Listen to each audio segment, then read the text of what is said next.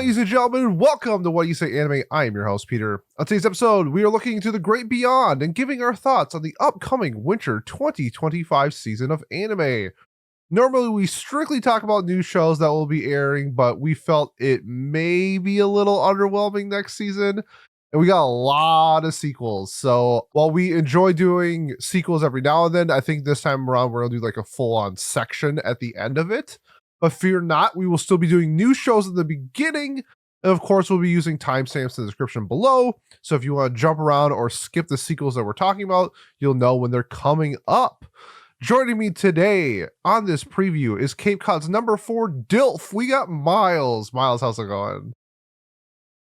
Good. It's going well. I'm always excited to talk about anime with you, Pete, and I am excited about the shows coming up this season. I tend to be on like a deep dive on every other season sort of pace due to the responsibilities of being the number 4 DILF. Yep.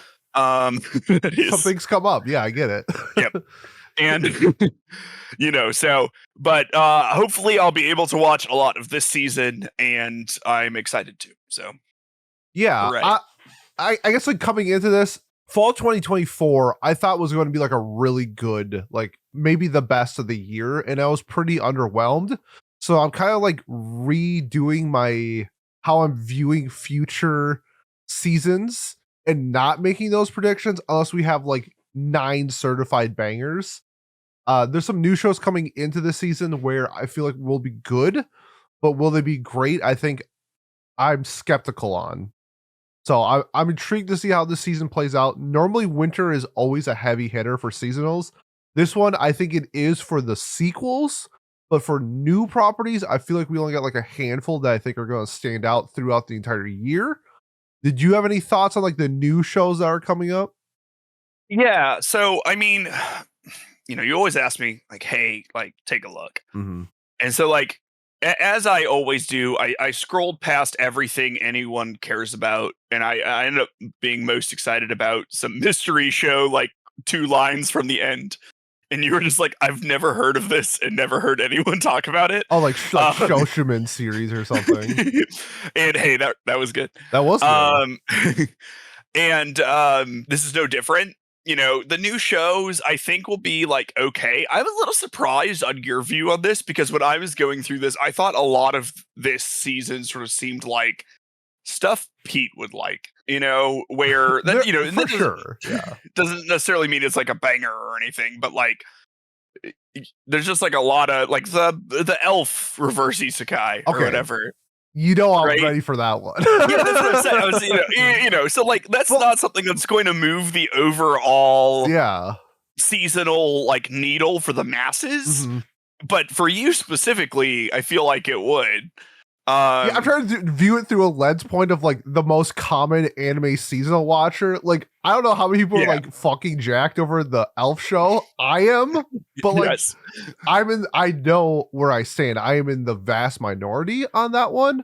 But if it's anything even close to Otaku Elf, which was one of the most underrated anime of 2023, I'm all for it. So we'll have to wait and see. There's some shows that are like me coded, where if I dive into it with the emphasis and passion that I do feel about it, I may be put on a list. So I'm gonna like restrain myself a little bit and talk about some shows that I think that may more appeal to the masses. Yeah. Okay. I mean, I'm happy with that. There's definitely some shows that I'm looking forward to. But why don't you start us off with a show that I know literally nothing about, but is like the most anticipated thing coming out? For sure. So. Yeah. This is, I would say for sure, the most anticipated new property for next season. And that's Sakamoto Days. Sakamoto was considered the greatest hitman of all time, feared by many. He stood at the top of the underground world until he met and fell in love with a woman.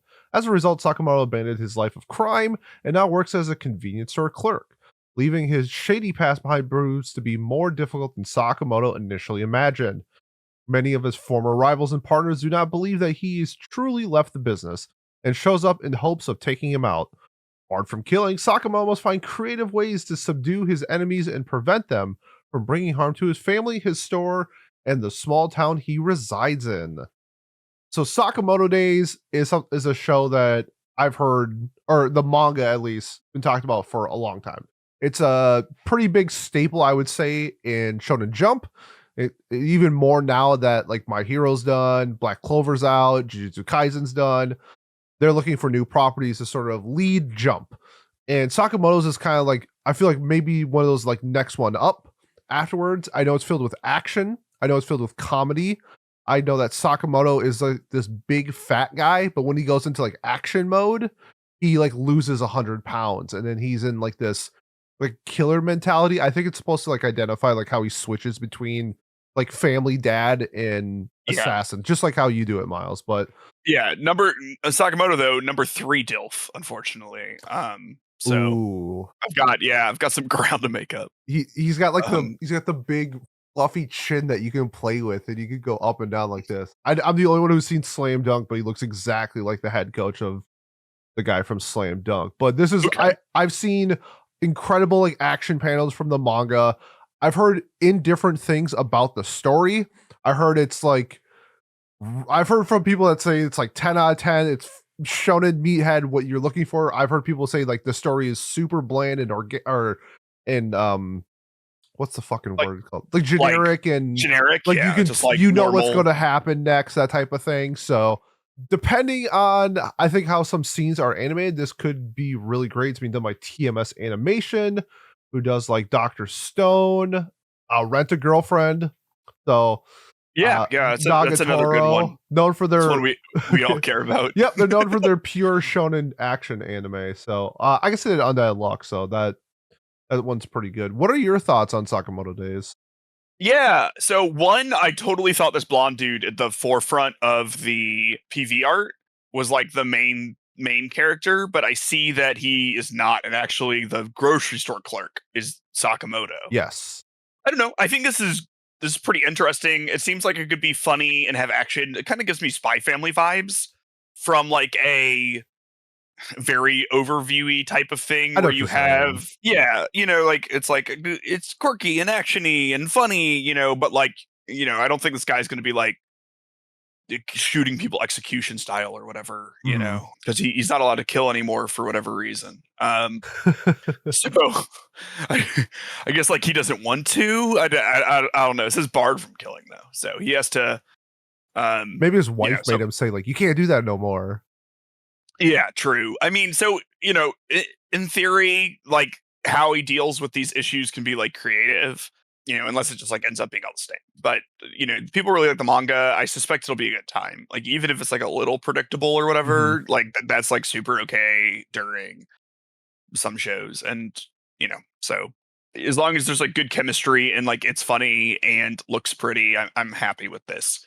So I'm excited to watch it for sure. Yeah, there's like this wave of like Shonen Jump and Shonen Jump Plus properties that have been coming out where it's just been very consistent for me. Where it's like Chainsaw Man anime, gave it an 8. Kaiju number 8, gave it an 8. Blue Blocks, have it at an 8. Undead Luck, have it at an 8. It's just like I feel like that's the trajectory that I'm leaning on for Sakamoto Days. It'd be like, this was really fun, 8 out of 10. Like I feel like it's gonna have like Kaiju number 8 vibes for me. Or good action, kind of funny. Generic story, perfectly fine, no issues with that. Just let me have a good time with it, and it's going to get an 8 from me. I'm a little iffy on the studio doing it just because they're not really known for. Let me say this: I live vicariously through the story through Twitter, so I only know so much, and most of the panels people show on it are either the funny family pictures or the pure action. So. Okay. As long as the pure action is animated well, this is probably going to be like an 8 for me. I feel like that's like the floor. I could be surprised. Who knows? But I'm really looking forward to this. So you didn't think My Wife Has No Emotion was like a Sakuga banger? It was actually, I would say, not even close. It actually had a lot of production issues. I love that show. Has one of my favorite characters of 2024 in it, but it wasn't. That show was not known for its banger animation. I don't know. I think that we've seen plenty of times where studios get the chance to do something big like this, like a big series, and they run with it, or they can butcher it. But like when you have a Jump property, I don't think, like, when was the last time a Jump property came out and was just literally awful? Ooh. That is a great question. Legitimately awful. Yeah, like I mean, even like Like not bad, like bad, like e- awful, awful. well, like like when was the last time a Jump property came out and the animation was like, oh, I'll give this a 6 because the My Hero animation season is like 5? sure. Like I guess in my head, then you have like 60 episodes before then that or whatever that Yeah, are yeah. good or whatever, you know, Yep. like so generally I feel like a floor on the animation is like expected. Like Jump properties aren't getting sent to places that aren't going to do them justice. But hey, maybe this place maybe it will. Who knows? But The yeah, PV looked nice, so like I have faith that it'll at least be fine.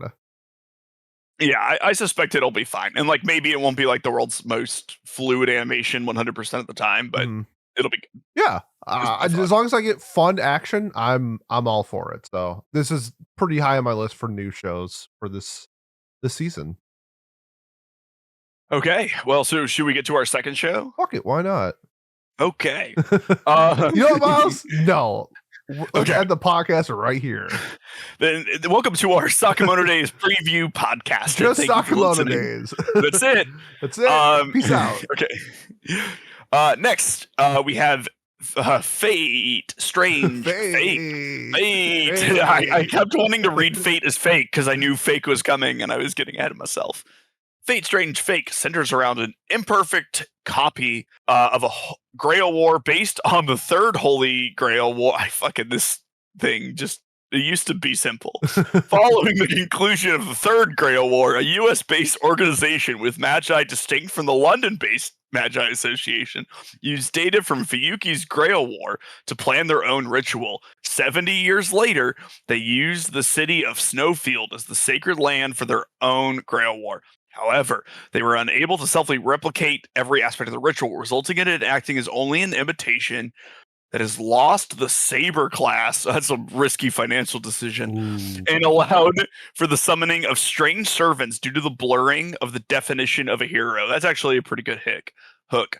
Rongal and his pupils, Faldius, have been dispatched by the Mage Association to investigate the city in the state of the war. Faldius, a U.S. organization spy, has Rongal sniped upon his arrival.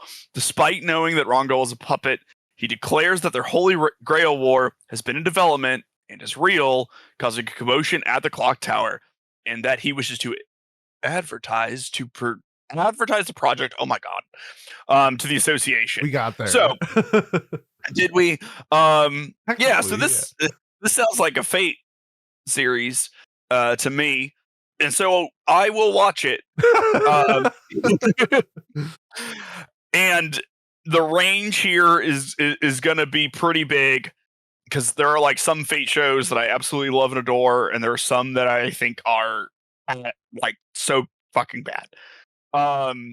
The idea of like the people that are getting pulled in. Okay, wait. One of the main characters is Saber, which is hilarious given that the class is removed.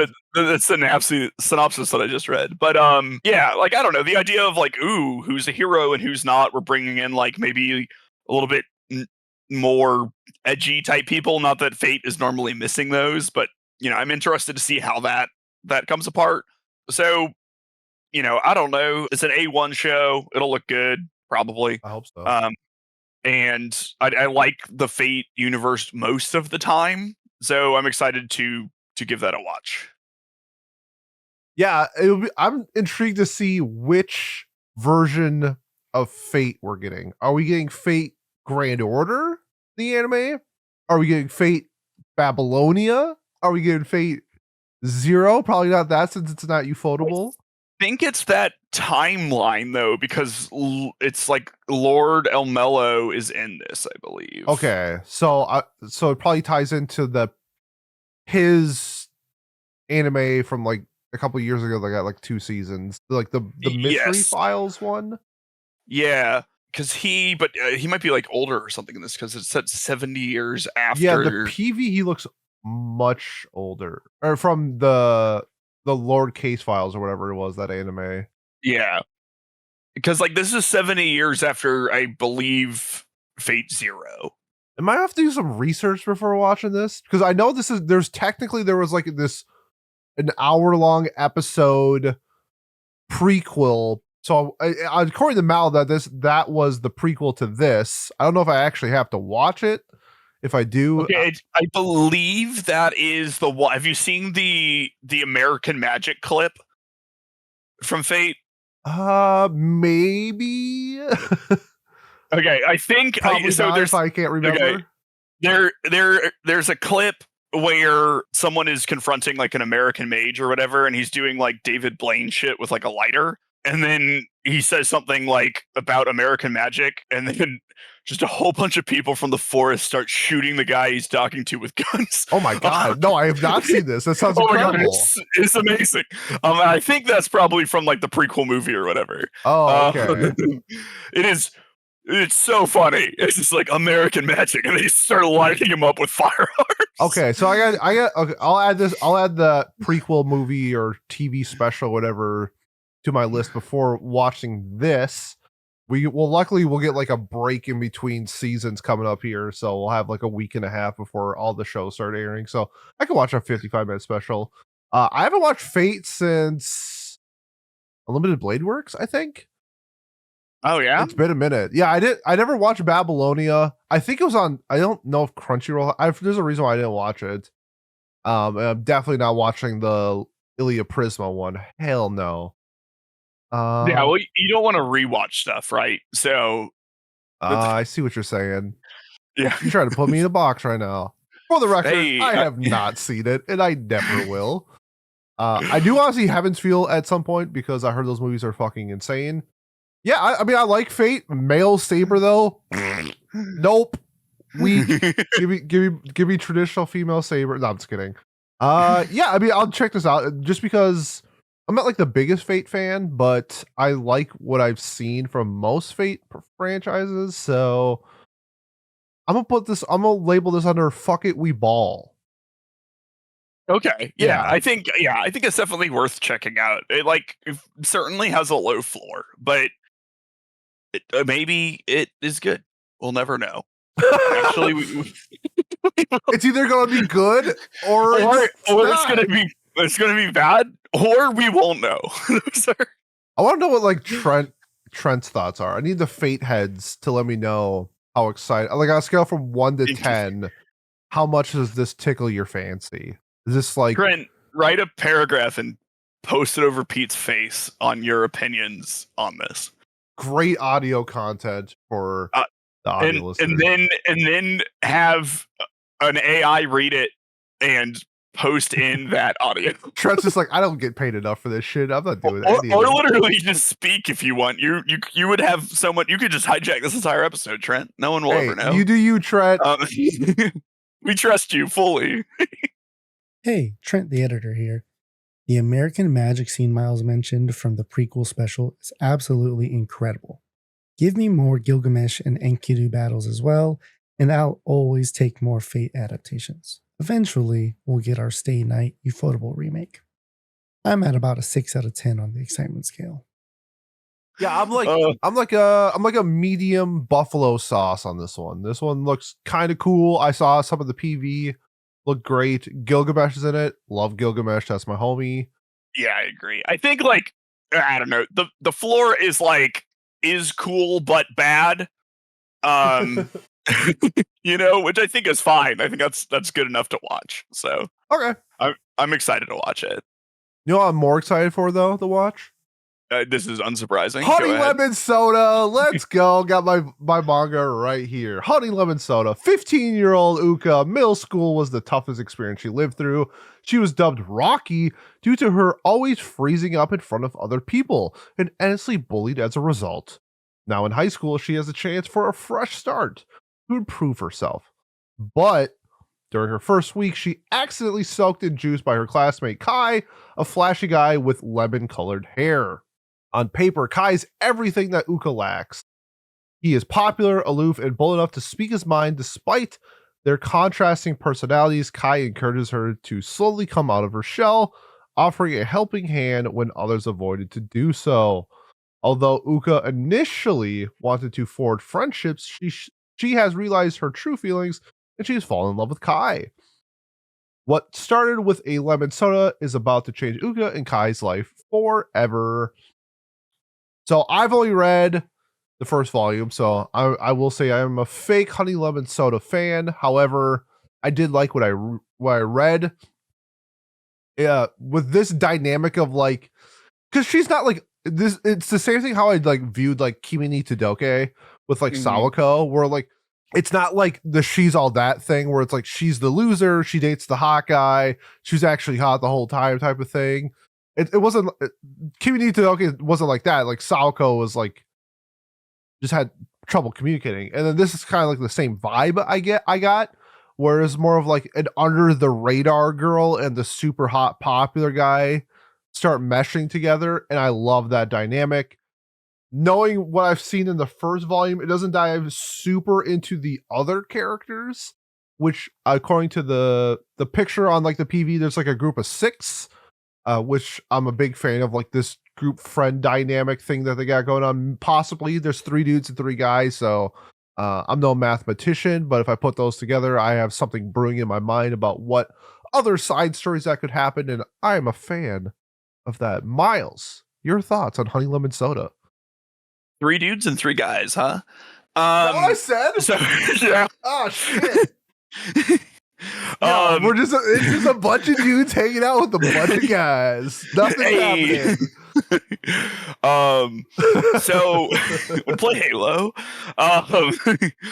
Yeah, so I don't know. I mean, stuff like this is always tough for me because this seems good enough if this is like your jam. Hell yeah. I have a hard time with introverted protagonists. They irk me sometimes. Yeah, you're not gonna like this. Yeah, and I guess that's like why I'm like worried about it, because it just depends on like how much they focus on like that sort of like I can never speak to anyone ever aspect of her. But she has like 5 friends, so that's good. Yeah, it's tough. It's not like it's like Comey or something like that. It's not like she's afraid to speak or something. Yeah, thank God. But she is shy and a little timid at points, so I get that you hate introverted people. You wish they would all be killed off the face of the planet. I get it. Killed off the face of the planet. Yep. I get it. I get where you're coming from. But this is a sweet story. Most people that I know that have read this really enjoy this story. I hope it's like Kimi ni Todoke. We'll see. But yeah, I mean, I'm a big fan. It's JC Staff, which I would say slightly above average studio. The art on this is really cool. I like the eyes, how they do the eyes in this story. But yeah, I mean, it does look like a very fun shoujo romance that I will eat the fuck up. Yeah, so like her introversion on a scale of like Yuki to Bochi. Well, it's not Bochi. Okay, thank God. Okay, then I'll probably like this. I don't know. Like, I'll live. The story is like her breaking out of her shell, so she is definitely going to have moments where I feel like you're going to be very frustrated. Yeah, it's certainly possible. I mean, I don't know. It looks fun. She seems happy. As long as it's not like, and like, if she actually like grows as like a human, that'll be like a big step. You know what I mean? In like a timely manner and everything. So I don't know. I'm excited to watch it. Hi, this guy. He looks like he's probably outgoing, so I can just attach myself to him. Okay, sounds good. Yeah, it'll be fine. I'm also gonna be intrigued to see how much they adapt, because she starts as like fresh, or I guess they're sophomores or whatever. She's 15. Yeah, their first years. Yeah, their first years in high school, and then like in the manga, they're third years now. So like it progresses throughout their high school career. So I wonder like how far they'll go. I'm assuming they'll probably just do her first year, but yeah, I mean, the last couple like shoujo romances that stick out to me have been like really good. We had Yamada, we had Ice Guy. What else did we have that came out? That was Sign of Affection. Oh, there was some that were really bad too. Oh my god, I forgot Hanadoi. That was a production blunder.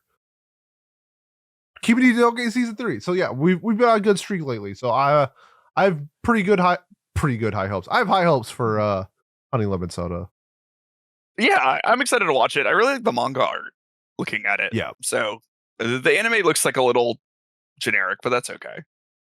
Yeah, I'll definitely watch it and like just keep my opinion to myself. All right, yeah, that sounds good. It's not something that I'll like thrive on hating like other things. It just is something that might not be for me. Because like I don't know, like Yamada-kun, like I really like how gee, what's her name? Oh, Akane? Thank you. It's like the most common Japanese girl's name in the world or something. Is like she's like the outgoing one and stuff, and I like that a fair amount as opposed to like shy characters. But we know this. So you want Yamada to die, is what you're saying? No, because like Yamada is hot. Like I think he's like sort of figured himself out. Like he doesn't have a wish to like be more outgoing or anything. Like he has his friends and he like does things and he whatever. But he's like I don't like introverts. I just like the way that it's played sometimes, right? Sure. It's not like, oh, he's so introverted. Isn't it funny how he has a panic attack? And it's like, no, that isn't funny. I don't find that funny. Actually, no. Yeah. But our next show is Can You Keep a Secret? So we're staying on our romance thing. Yes. Yui, Mitsuya, and Masugu Taishi aren't just any coworkers. They totally have the hots for each other. His helpful yet humble attitude makes her giddy, and her cuteness leaves him grinning like a fool. Problem is, they're trying to keep their new relationship under wraps. To avoid to avoid making things awkward at work. But seeing how they can't keep their hands off each other, they run the risk of spilling their little secret with each passing day at the office. This is finally an adult workplace romance that I am interested in. It has taken a minute. Maybe I will hate it. You probably will. I like a lot of these things. I think it plays into in certain aspects that are good. One, they both look like adults. The last couple of these we've gone have involved very tiny women. And two, they're already dating, but there's still some stakes involved because they're trying to keep their relationship a secret and they need to navigate through that. So it's not just like, we're dating and then they do other unrelated things. There's like stuff to happen. We can see the pitfalls coming and how will they deal with it, etc., etc. So I'm excited to watch this. You know, hopefully it's funny. Pete, do you know anything about this? Nope. I didn't know anything about this coming into this season. I just saw that it was a adult workplace romance. I said, yes, please. So I can live vicariously through this because you should probably never date your coworkers. That is not a good plan. But when you watch have you had like one workplace romance that like worked out? Not you, but like people you know. Yes. However, my closest thing ever to a workplace romance involved the girl following me around at work and yelling at me and calling me a slut. So, hold on, were you being a slut though? No. Okay, then what's wrong with her? Yeah, I don't know. Several things. But that's neither here nor there. Okay. So I guess like it does add the possible issue that they do know where you work. I just remember all of the workplace romances that I've not personally been a part of because I'm not dealing with that, but like within my workplaces have always ended like pure flames, except for one. But it's such good drama to watch it unfold. Like I can't get enough of it. Shout out to my friend Ben. There was a girl who worked at one of our workplaces. Her name was Rebecca. And the first day she started, he said, "I'm going to marry her." And he did, and they had a kid. Like, yeah. I was like, just like shout out to Ben. That was crazy. I was just like, whatever, dude. And then he did Call it. your shot, I guess. Yo, that was nuts. I was like, that's a wild ass thing to say on a girl's first day at work. And then they fell in love. Now they have a kid and they're married. It's awesome. Yeah, my friends Mark and Dana are getting married soon, and they met at work and worked together for a year or whatever. So while that's all fun and dandy, I'm here for the drama. I'm here for the spice. And I want to see some conflict. I want to see a second woman or a second man come into the picture and cause a stir up. That's what I want to see in this. Even though it does look a little bit more lovey-dovey based off the picture, it doesn't have the drama. Okay. So we know how this will happen if there is, right? Okay, so we have our two gossiping coworkers in the bottom right. If we were looking at PV, it's the profile picture on Mal. If you at home want to follow along with my analysis. Okay, we have the B couple up top, right? Oh yeah, so like the developing couple. Okay, I like that. Yeah, they're up top, right? So they like each other or whatever, but they haven't sorted that out yet. Okay. Bottom left, we have two options. Maybe the boss, right? But she's clearly the most antagonistic of these characters. She's nosy. She's for sure nosy. So she's either the boss and they're hiding from her, or maybe she's interested in him or something, and she's like a potential third one. Maybe it's both.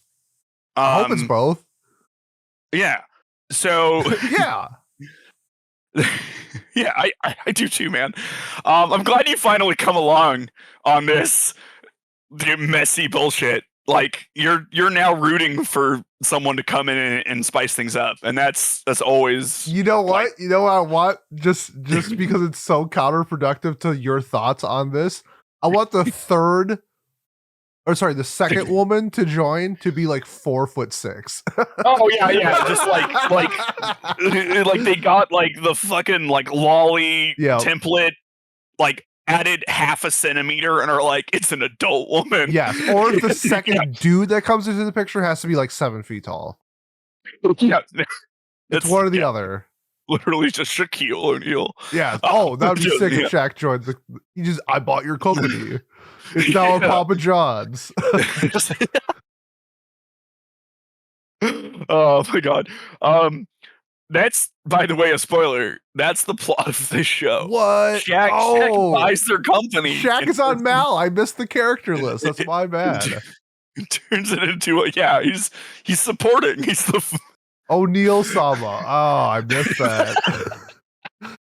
That's my bad. They list him as O'Neal Sama. That's my apologies. Oh my god. It could have been any other O'Neal Sama. Shaq Sama, but it's whatever. O'Neal Sama sounds like a Bravern character. But that's his last name. So I know. Shactus Sama. He was like the big sheriff Sama. Any of his nicknames. Yeah, but this show looks gas. I can't wait for it. This is probably my most look forward to new show of next season. I hate you. I mean, okay, what else do we have here? That genuinely might be true for me too. Yeah, I'm not lying. Yeah, I suppose, I don't know. I think I'm gonna give this a 7, and it'll be a 7.5 and in a system where there's 7.5s, and I'll have a good time watching it. All right, we take those. I've already decided that my favorite character is the girl on the bottom right who looks happy. The blue hair girl? Yeah, it's like black blue, maybe. Yeah. The one that has black hair but less black hair than the girl on the left. Yeah. Got you. Her name is Chiharu. There we go. Chiharu. Yeah. Always Chihaya. Always been a big Chiharu fan, and I will support her no matter what she does. All right. She's the set of the show. This will be romance of the year. Calling it now. I'm kidding. More so than honey lemon soda? I bet there's actually more romance in this than Honey Lemon Soda. Because I'm assuming Honey Lemon Soda is going to get to 12 episodes and then something's going to happen. They're like, go read the manga. It's like, damn it. This one, true. I feel like this one will be a little bit more, which gives me hope. If you are adapting, can you keep a secret? Can we please get an adaptation of Sweat and Soap? Please. Sweat and Soap is my favorite adult cast workplace romance ever. It's so fucking good. Give me Sweat and Soap. They fucking that. Okay.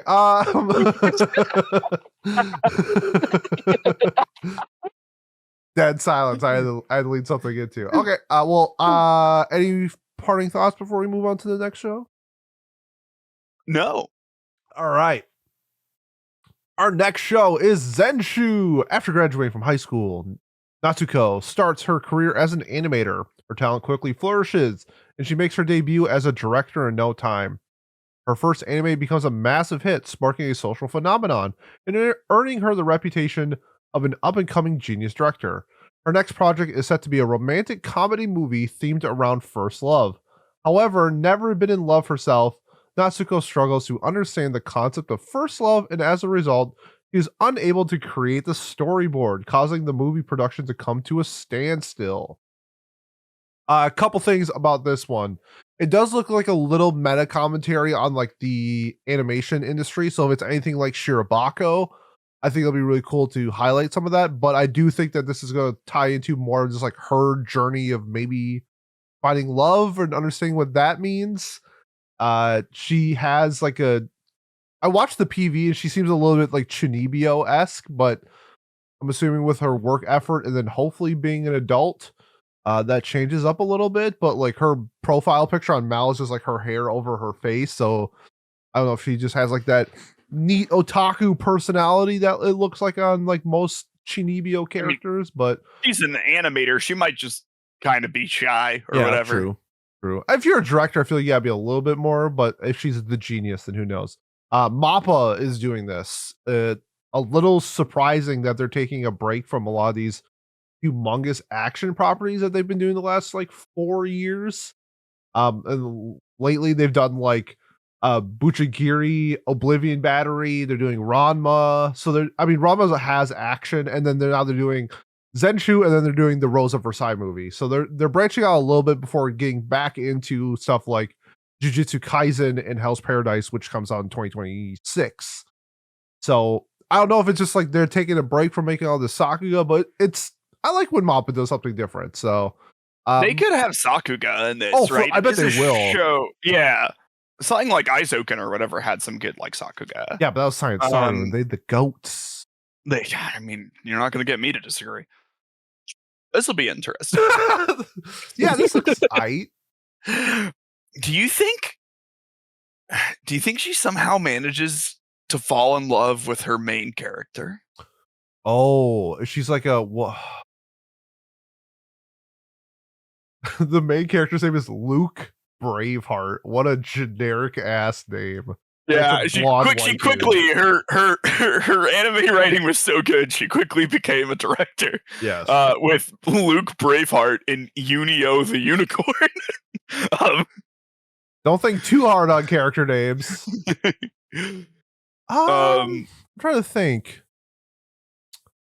She does have. It seems like she does have the personality that would be like, I'm happy as long as the person that I follow on this manga does well. Or I guess my character does great. That type of mindset. There's also no genres listed, which is interesting to me. It's an original, so that makes sense. You could tell people. True. I'm based off this. I'm gonna guess it's drama romance. Like that's what I'm wondering. Like, is there like a romance or whatever? Like, or is it?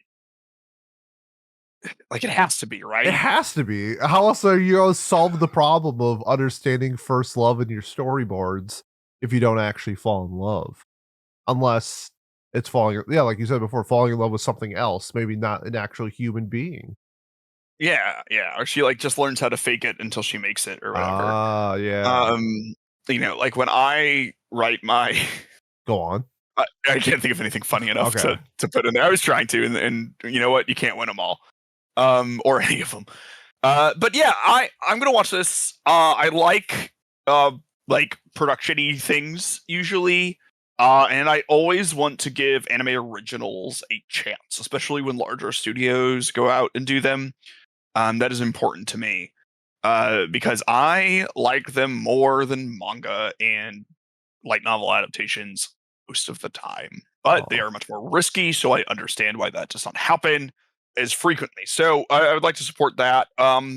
And I feel like this could go a few different directions, and I'm excited to see them. What about you, Pete? What are we thinking here? Yeah, I mean, I like the idea of like finding love and then using that as your storyboard. I feel like they've done that type of storyline before in some It's anime. actually just Violet Evergarden, but she has both her arms. Okay. No, I actually know there. I think I could think of another anime movie that kind of has this premise, but it's more of like along the lines of like a filmography instead of being a director.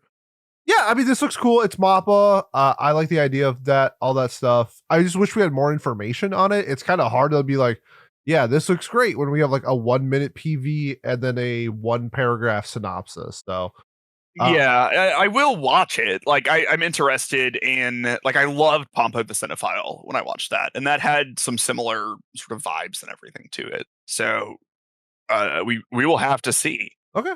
But I'm definitely going to be giving it a chance. I mean, I don't know. Mappa does good stuff, so yeah, they're very consistent. People hate on Mappa so much. It's like they're consistently very good. So do they really? What do they hate on Mappa for? well, just like they just do like all because before it was like they did like One Punch Man and then into JJK into like and then Hell's Paradise. There's like they're just doing like these big action shonen properties where it's like so they did Dance Dance Dancer. They did so Kakaguri. Good. That show is so good. They did Sarah's on My. I'm watching that right now. Zombieland Saga. They don't just do action shows. That's a stupid take. They did Yuri on Ice, but right? the people saying that are only watching Jujutsu Kaisen, Hell's Paradise, One Punch Man. They're not watching Zombieland Saga. They're not watching. I make fun of this studio because they only do action shonen. Also, I only watch action shonen. Yeah, you say that, but that's exactly what it is. That's okay. That's 100% what it is. When people say like, "Oh, anime is so whatever," it's like you don't watch anime. You watch one thing. Yeah. Oh my gosh. Okay. All right, we can move on.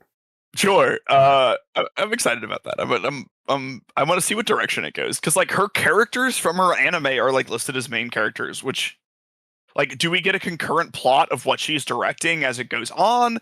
Like there's a lot of cool ways that they could do that. Mm-hmm. Or maybe it'll suck. Yeah. Medalist. Woo! Woo! Let's go. Becoming an ice dancer was not what Tsukasa Akeyuraji had aimed for when he decided to take on the figure skating world. However, it is where he ended up, as he started too late to follow his true solo skating dreams. For years, he was content being a shell of his former ambitions. That is, until he met a little girl in whom he saw himself, Inori Uisuka, a 5th grader so desperate to skate that she practiced in secret, had visited Tsukasa's rink with her mother to ask for lessons. She was branded as useless by everyone around her and told it was too late for her to begin, and catching up to other skaters was impossible. With newfound conviction and unwillingness to let another passionate skater go down the same road as him, Tsukasa takes on responsibility of coaching her and promises to make Inori a medalist. Pete, you can take this one away. I adore Medalist. It is fan-fucking-tastic. It's the dynamic between the two reminds me of a lot of like Reagan and Mob. And oh my god, dude, there's so many good things to say about how much of this have you read then? I've read like the first 3 arcs or something like that. Okay. So I'm trying to think of like what I could say without spoiling something. But if you're a fan of Baby Steps, if anyone's seen Baby Steps, you'll really like Medalist.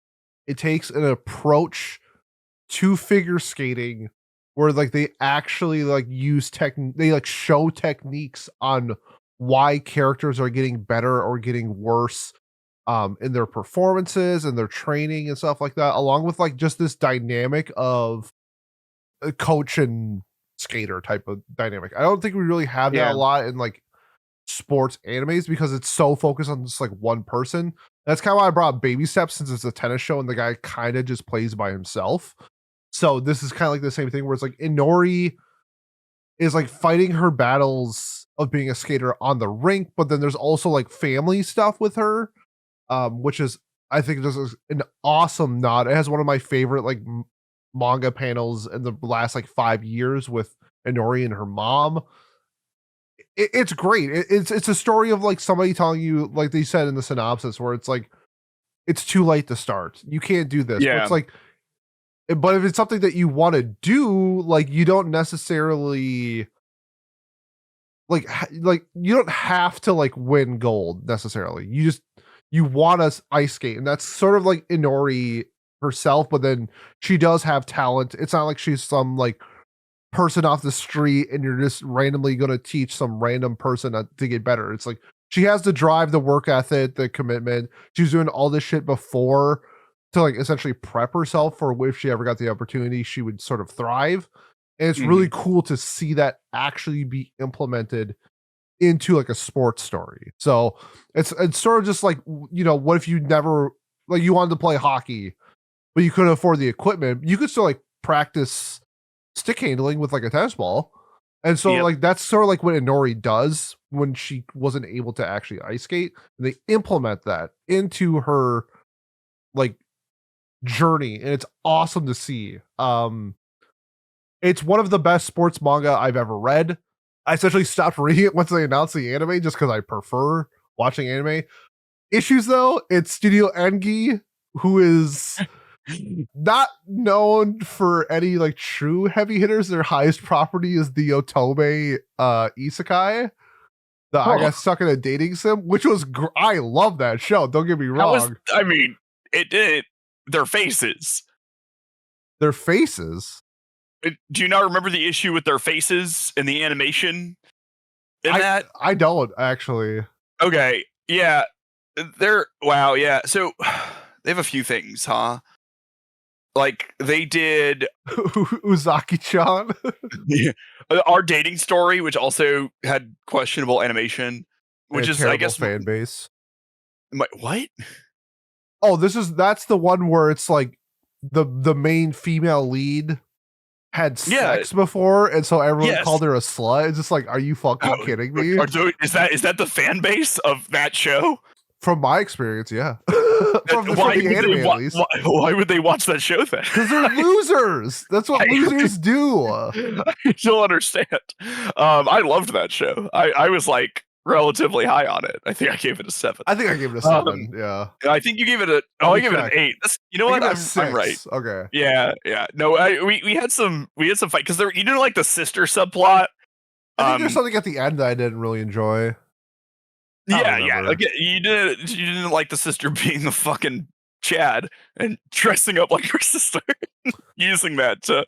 Oh, that's right. That is that show. So, yeah, I wiped it from my memory. Surprisingly common plot in anime. Yeah, but yeah, no, I loved that, and I feel like with ice skating, you want good animation, like really hard. Yep, I agree, and that is my concern. Because everything, I mean, there are shows that I have liked from this. I think that they can do a good job, but none of them have been so required to have, you know what I mean? Like the fights in the Otome game show weren't bangers or anything from a Sakuga standpoint. They had fun stakes, they were entertaining, but it had its issues.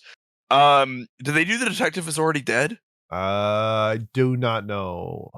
They did.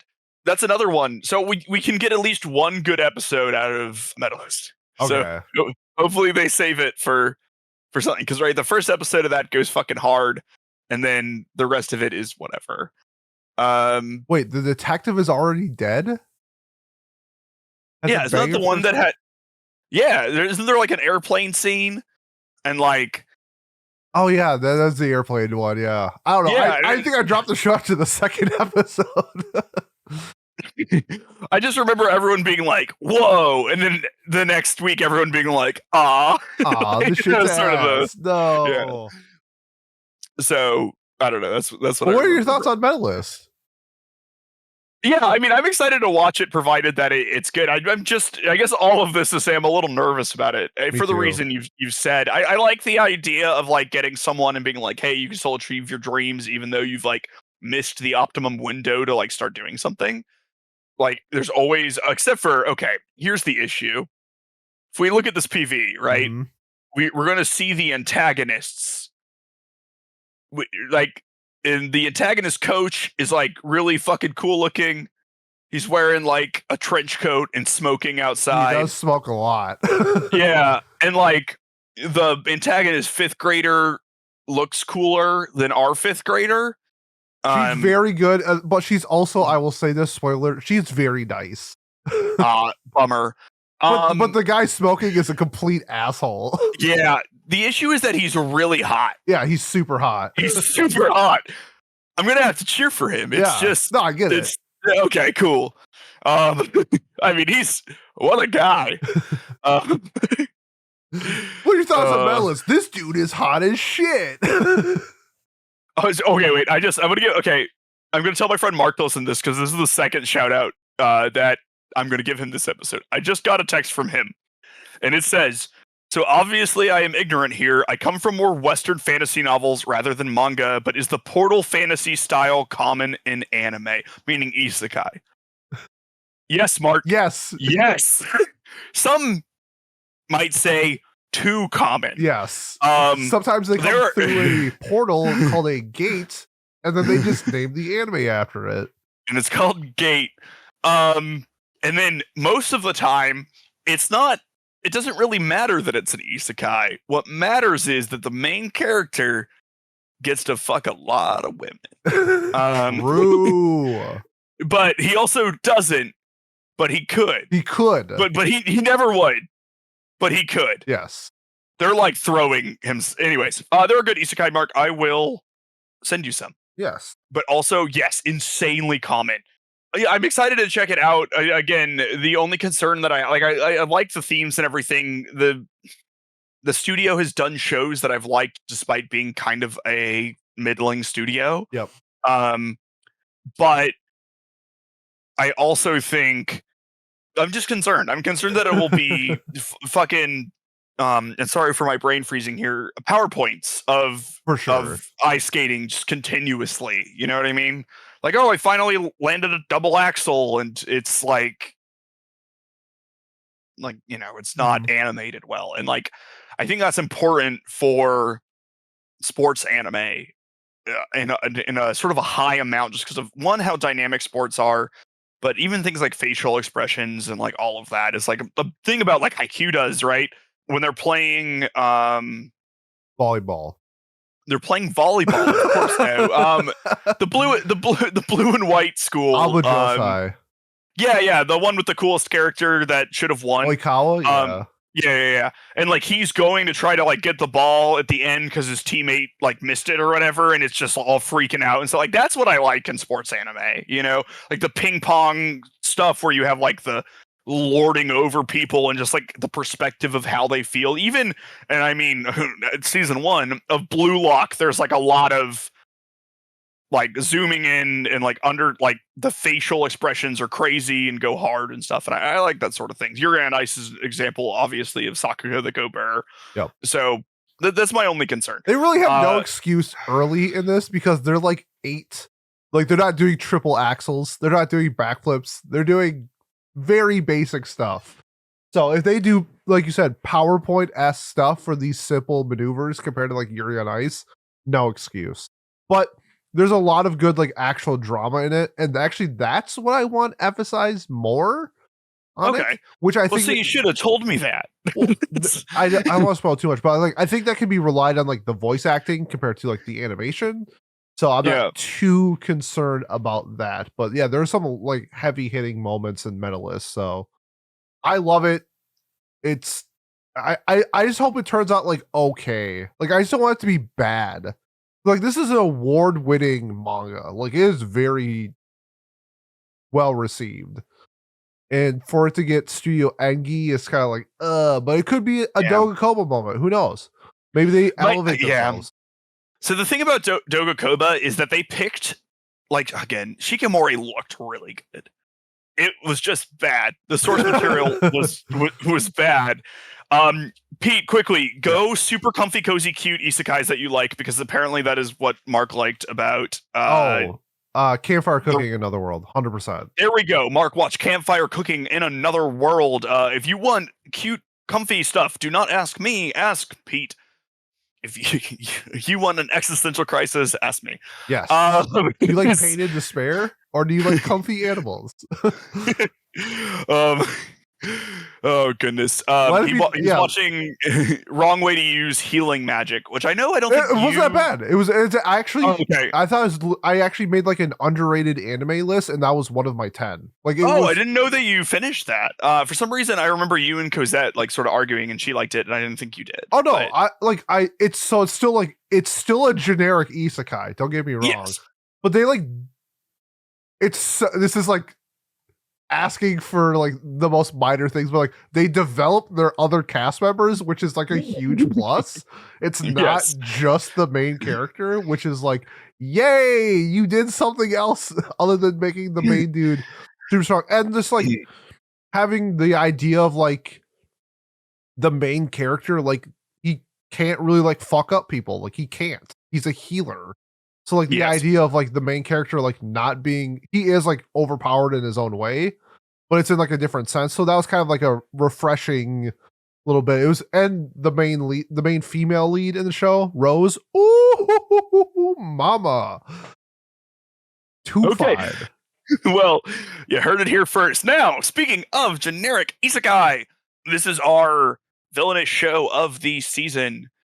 Pete will be talking about From Bureaucrat to Villainous that's been reincarnated. Go! From Bureaucrat, let's go. In his previous life in modern day Japan, he was Kenzaburo, a 52-year-old civil servant, and he is now the Villainous, reborn as Grace Grace, the drill-haired Villainous of an Otome game his daughter used to play. I'm just gonna call him Ken. Ken is quite confused. From the little information he possesses, Ken knows that he should be a haughty, noble girl, but the disciplined older man is simply unable to act in such a manner. His calm and kind aura leads him to befriend the heroine and further endear him to the student body as the pinnacle of elegance. As he tries to keep the story on track, Ken will have to draw on his years of experience in the workforce, his perfect Japanese manners, and his family-oriented morals to fit in with the fellow kids. This is literally, how do you do, fellow kids? The Villainous isekai. Normally wouldn't be super high on my list, but I know 2 people who have read this manga, and they both really like it. So that gives me hope on that. However, I believe I have dropped the last 3 Villainous shows I have watched. I think I just don't like Villainous shows, but this one seems a little different. What were the last 3 that you watched? There was 2 last season. Okay. Yeah, okay. You just watched way more anime than me. I was thinking of the last the 7th Time Loop was 2 ago for me, and I really liked that. I did like that one. Yeah. I think it's just like anything that you get 3 of a season, the quality is going to be varying, right? So I'm excited about this. I always get a little worried with gender swappy stuff that'll be not handled super well or whatever, and made a joke or something like that. But from minimum research that I've done, as not to spoil myself, I've heard relatively good things about it, and some of my friends have also done some research on it for me, as to not spoil myself, and they have said that they're interested in it. So always good. So we'll have to see. Though I think it'll be a fun bit. This is something that I'll definitely give a go. And I'll you're like, I guess I might do it. I might not. I just get nervous on 1 isekais, 2 villainesses, 3 when those have a comedy tension. It's just, there are just some shows that are not great, and this this genre. Like, I didn't even like My Life is a Villainous that much, season 1. I thought it was fine. Yeah, it fell off for me later. I did enjoy the first part, but I don't think I like villainous shows. There are plenty of. I mean, I haven't watched like a ton of them, but like I liked Endo and Kobayashi. That show was great. Yeah, it like lasted a couple episodes too long, Yeah, but it had like high peaks for me. It did. And I also like, I like Seventh Time Loop a ton. There are probably other ones that I am forgetting because a billion come out. But I think that, okay, so if I look at the stacks, Victorian Rich Girl, the new subgenre, is on the stacks. Yeah, right. Oh, word. Word. Oh yeah, I like. I'm in love with the Villainous. Not your cup of tea, but alas. I did like parts of it. Once they got to the incest part, I fell off of it real quick. That is completely fair. I am like, you know what? You do you, girl. you stand your position. Yeah, you sleep with your brother. Go for it. I will disagree. So yeah, I don't know. I'll give it a go. Like Renalia, that was good. That was alright. That was fine. I wouldn't like. I don't know. It doesn't feel like something you drop, right? Like I did finish that one. Yeah. So I think I gave it a 6 though. Yeah, but like a 6 for you is sometimes good. So it's always hard to tell because sometimes you're like, I enjoyed this show every week, looked forward to the show, 6 out of 10. Yep. And it's like, oh, why? And it's like, it made me really happy, but it was a bad show. Like, okay. Correct. I also got vice versa for 10 out of 10s, but they made me sad, so it's an 8. Yes, you do, and I am eternally annoyed at it. But yeah, I think that it'll be interesting to see. I mean, to me, it's like eventually one of these has to hit hard. It just has to happen. It has to. By the way numbers work, right? Like as number get bigger, odds of good get bigger. You're right. So yeah, that's sort of my thought. I'll probably end up watching 3 episodes of this and drop it. For sure. Yeah. The main dude reminds me of the Isekai Uncle MC, and I really like Isekai Uncle. So yeah, this is something that this is going to be better than Isekai Uncle. I don't know. That's what we really tell. I loved Isekai Uncle. You are a coward for that. You're a coward. No, you're a scared little boy. Not a coward. No, you're a coward. No, you're a coward. You're a coward. You're scared. Because Isekai Uncle didn't bring that elf into the real world, and they're cowards. I have said before, if that doesn't happen, it's a 0 out of 10. But until the story is not complete, so I'm gonna let it cook. Schrodinger's Isekai Uncle. Yes. That is. And so this avoids that issue by having the uncle in the world already. Yep. Like it has to happen. It's not just like a look back at him being absolutely oblivious as that elf throws herself at him. So I don't know. And Isekai is more than just SAO. Yes. In fact, SAO's not even one of them. Yeah, it is debatable as especially after season 1, because they're just playing a video game and they can leave whenever they want. It's a rather useless term, honestly, but isekai is in fact a term we all use. So that is this is our live chat with my friend Mark. Shout out to Mark. This is an isekai. Okay, I was wondering if this actually was an isekai because, like, well, one, it says it is, but like, Dad's been reincarnated, and I'm curious how we know that. I will guess we'll find out within the first 5 minutes of episode 1. Maybe nowadays the backstories for like reincarnation are like, for some reason I was reincarnated. Oh, they just skip it, yeah. Yeah, which I find refreshing. Yeah, whatever. Just get to the point. But yeah, those are my thoughts there. Cool. Definitely gonna give it a go. I hope it's funny. Okay, right on. Yeah, I think this looks pretty funny. I'm really looking forward to it. But before we jump into the sequels, Miles, are there any other shows from this season that's on your list? Yeah, I do have a couple. Rare, I know, and I totally prepared and have them right where I need them. You want me to go first? Pete, go first. Sure. Okay, so there's a handful of ones I'm looking forward to. Anyway, I'm falling in love with you. Reverse harem looks really fun. Hoping that is good. If it's anything like, it's a shoujo, so if it's anything like Kiss Him Not Me or something like that, that should be a good time. Flower and Asura, which is the High Dive exclusive for next season, I believe. It is a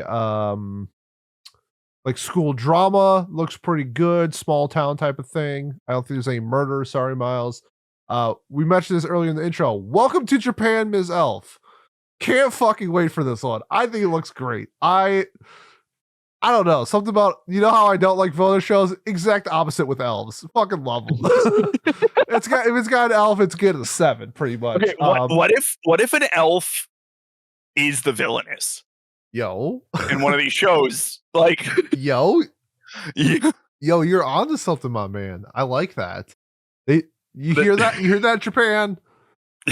Villainous elf. So, somewhere in your plethora of light novels, that give that one an adaptation, because surely it exists. But yeah, I mean, elves already are hoity, and so like, give us that for sure. Sorio Utility, the golf one shot, the one that we had that turned into a series. I like the one episode thing that we got, so I'll definitely be checking out the series itself. The Okinawa rom-com, I don't know what the fuck that means, so I'm all intrigued to see what the Okinawa rom-com is. Looks kind of fun. A Kemu MD Doctor Detective. It looks like she's a doctor and also a detective. Wait, where is this? Yeah, it's called AMEKU. Look okay. Yeah, how the fuck did I not notice Doctor Detective? Yeah, Doctor Detective. I don't know if this will be like House, where she's like solving. No, I don't know. Of course, it won't be like. Oh, I thought you meant like tonally. No. Yeah, like, no, okay. yeah. She's addicted to painkillers. Yeah, like, and she's just like an absolute awful person, but we all give her a pass because she's like snarky. Yes. Yeah, that one looks. I don't know. I feel like that one's gonna be like a 10 or a 4. So I can't wait. And then the last one is I'm getting married to the girl I hate in my class. I think this show's actually gonna suck. But I like watching trash every now and then. So if I have one like trash show, I think this is going to be it. So that is all I'm watching for new shows. Miles, how about you? Enemies to Lovers is like the best genre of media. It ain't bad. And therefore that show will be good. I was right about Yakuza Family. Never forget. Or Yakuza Fiance or fucking whatever. Yeah, that show. Yeah, I love Yakuza Fiance. Yeah, and you were hating on it when we did our preview. Well, I wasn't hating it. I was scared about some things that could or could not happen, and they. And you said it. You're scared, not me. Shut you finally got it. I'm not scared of you. I'm scared of Yakuza Fiance. No, I never said. Well, who would be scared of me, man? My heart doesn't work correctly. I have scoliosis. I'm like not very intimidating. So the main one, and Doctor Detective is now on this list. Hell yeah. Pete listed some of the ones that I'm excited about. Things that he didn't list. I want to escape from Princess Lessons. I'm gonna give this a go. It'll be bad. It sources like a manga from a 6.5, but like I kind of really like the idea of some princess trying to like not be a princess and slowly falling in love with a prince and like dealing with that. That seems fun.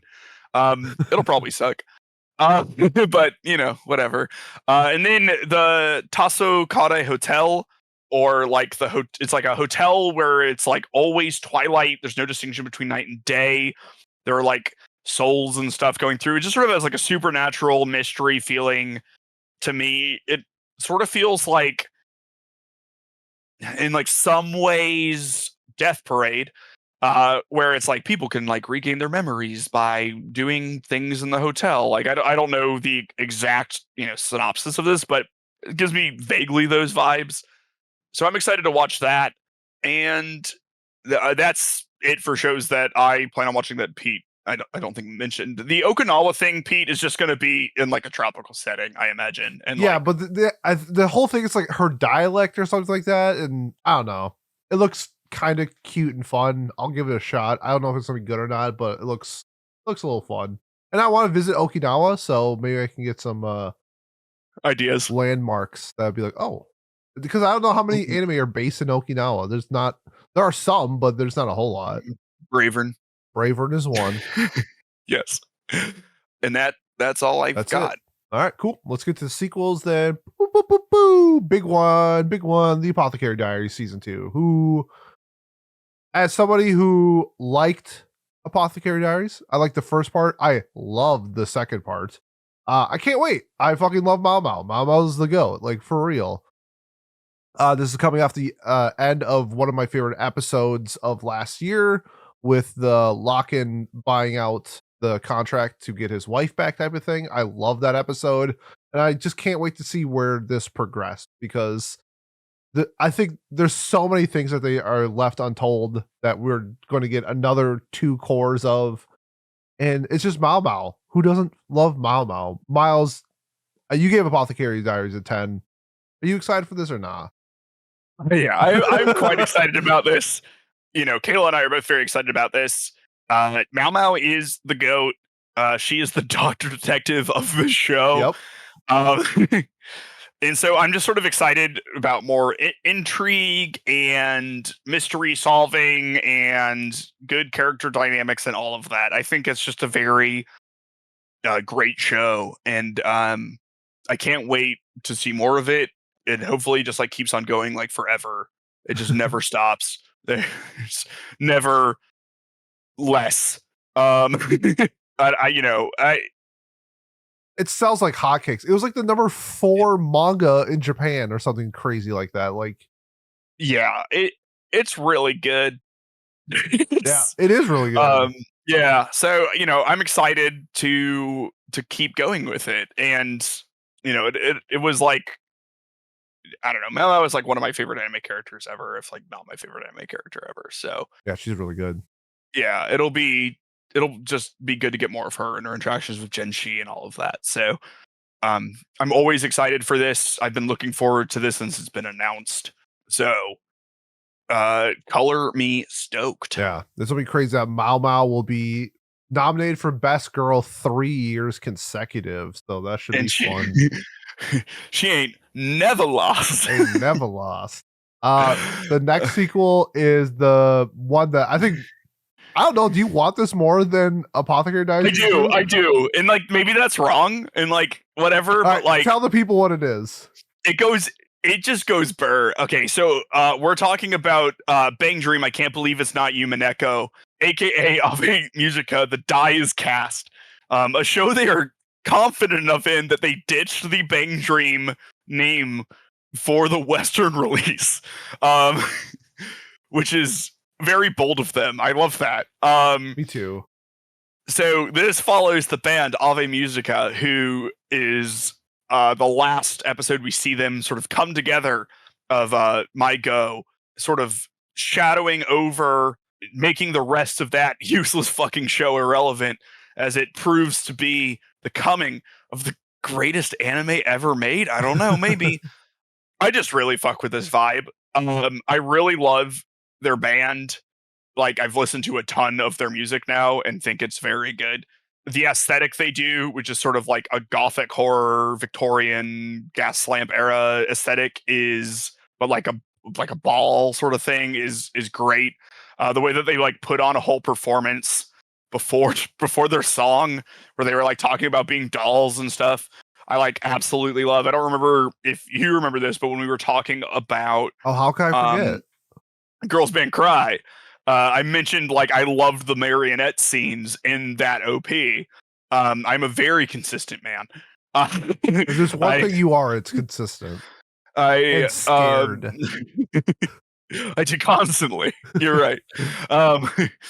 And so I don't know. It seems like the drama is just going to be like very up to this. It'll like maybe be higher stakes. Like we have like an abusive father is one of the things that we like already know about, like an alcoholic one, and like that's pretty grim for Bang Dream from what I've seen. Yep, 100%. So we're turning up the drama. Like Okay, fucking here is the after losing everything in a single night, Sakiko Tagawa reaches out towards an even deeper abyss, one that will drag everyone around her down as well. I'm fucking about this. I hope it's always risky because it's Bang Dream, right? And these large fucking mega corps, like Bushido Road Music or whatever that owns, this second largest idol gotcha game thing. They don't like doing risky things with their characters, right? But I just kind of feel like we're going to get that. Yeah. We're going to get some spice.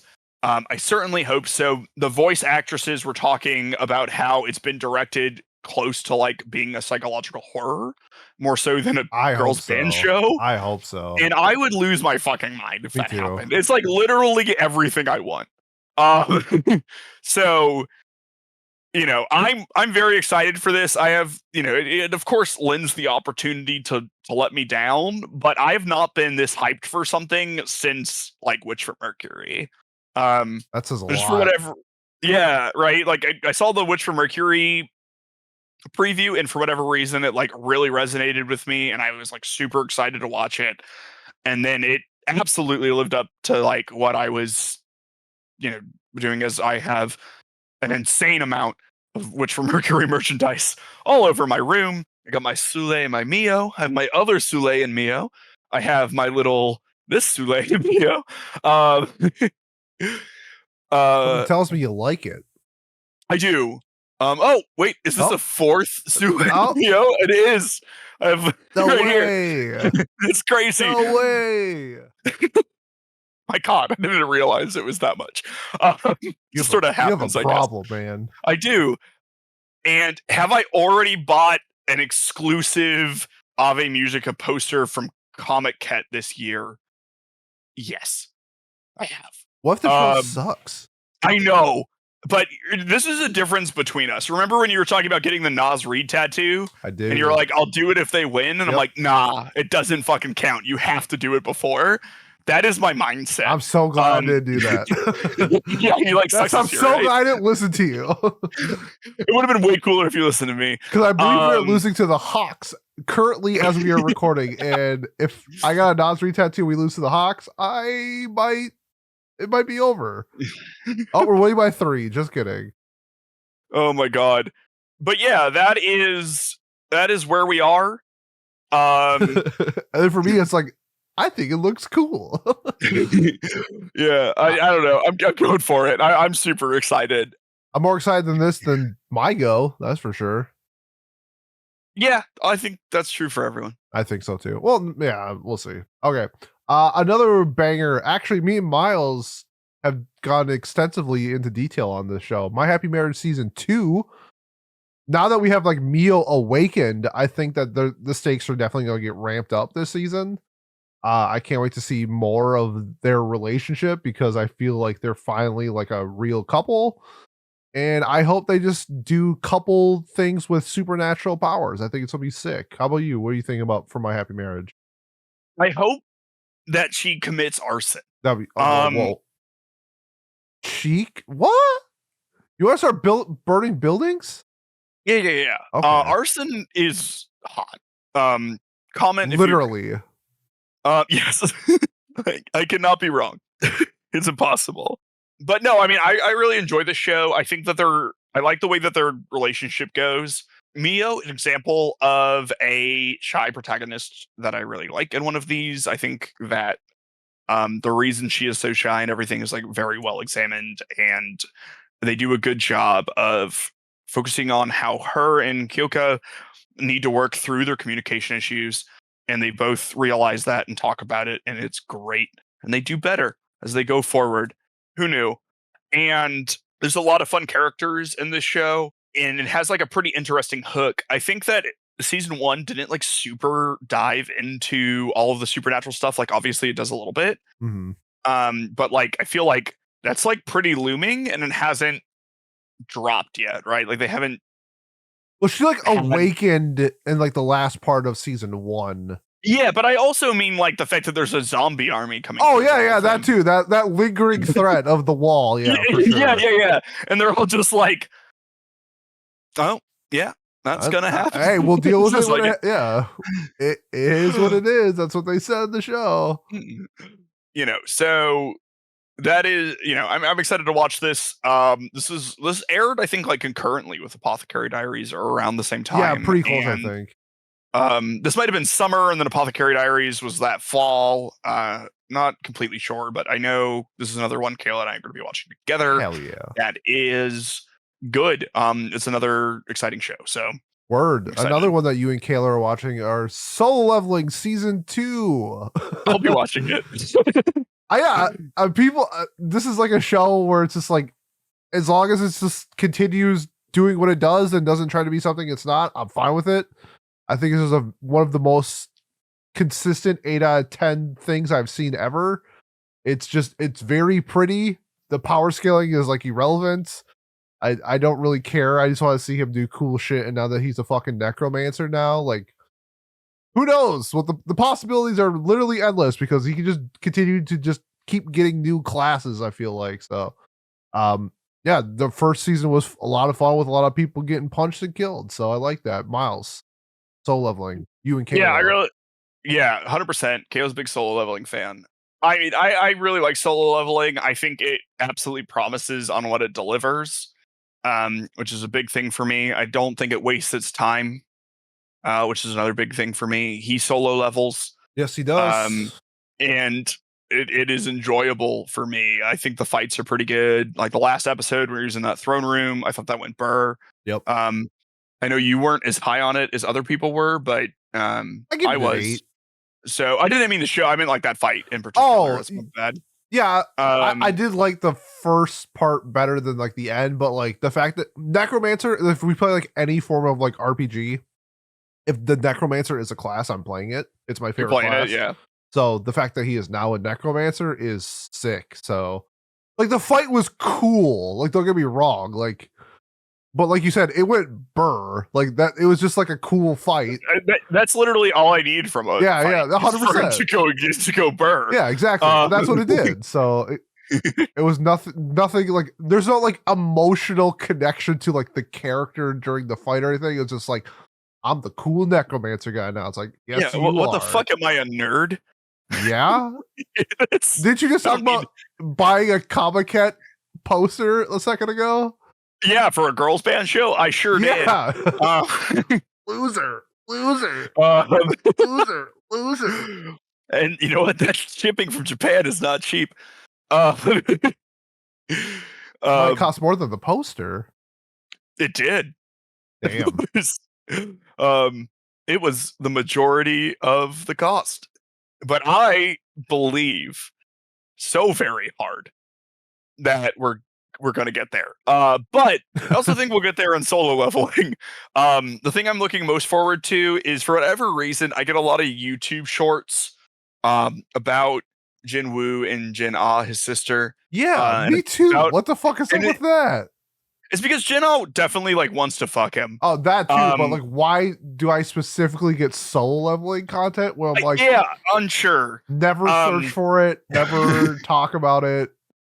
It's just a show. I definitely clicked on it once because I remember thinking the scene where he like comes out and he's like wicked hot and she's like, wait a minute, was like kind of funny. Yeah. And so I was like, let's see what they did for this. And then now I'm just in a YouTube short hell where it's like 1 out of every 5 of my YouTube shorts.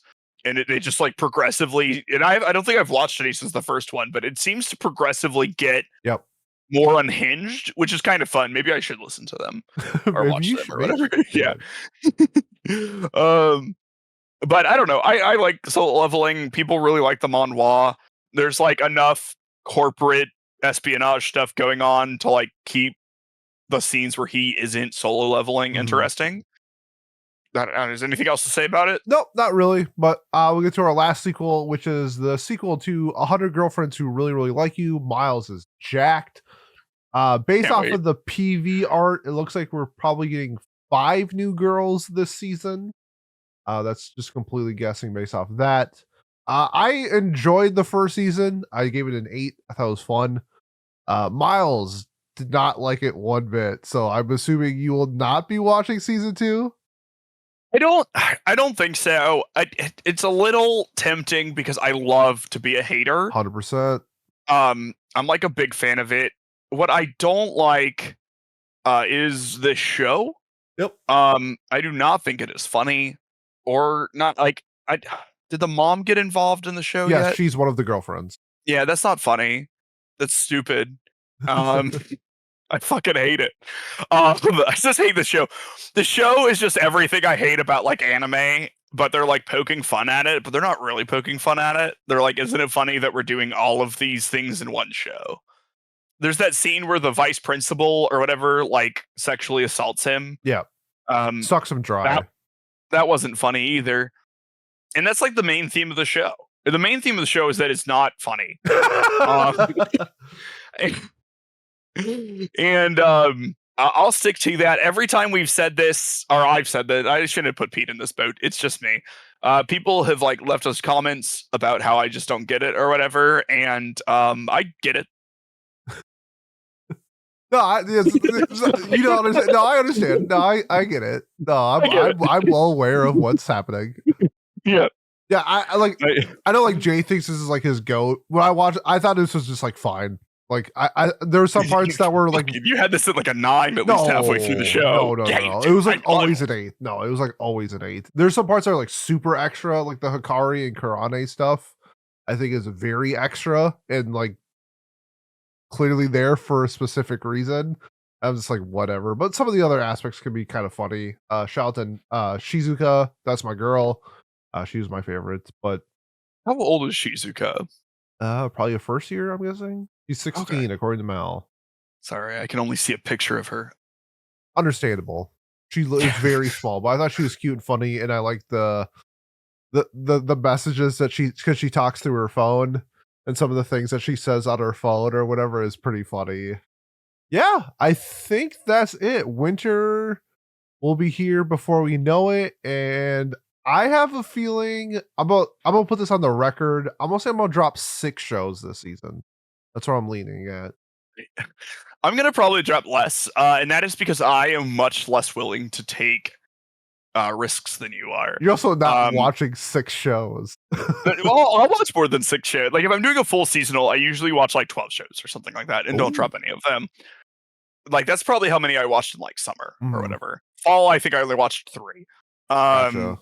But I usually don't drop stuff because I'm picking stuff I'm more sure I'll like. For sure. And then sometimes I will finish things so that I can be on the review and hate on them if I hate it enough. I get it. So shout out to No Katan. But yeah, I'm excited for winter. And I look forward for our subsequent shows, Pete. Yeah, winter looks fine. I think it's gonna be fine season.